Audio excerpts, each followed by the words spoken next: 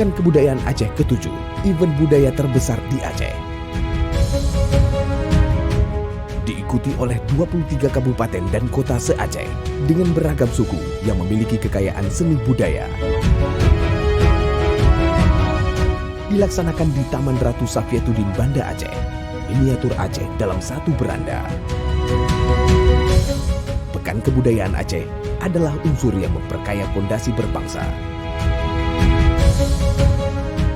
Seni tari Aceh sangat lekat dengan unsur agama, even perekat lapisan masyarakat dengan ragam suku bangsa.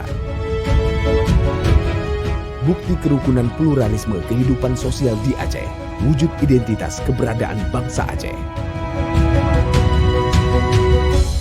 Pekan Kebudayaan Aceh, cikal bakal lahirnya Piagam Belang Padang, mengajak kita menggali dan menghidupkan kembali budaya tradisional dan adat Aceh sebagai bagian penting dalam setiap gerak pembangunan Aceh dan masyarakatnya.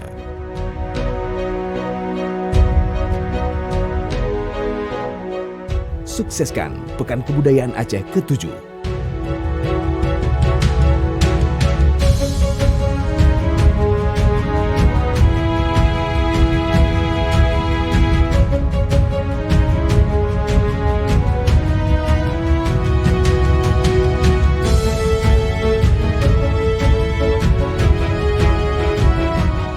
Pekan Kebudayaan Aceh ke-7, revitalisasi budaya Aceh menuju peradaban yang Islami.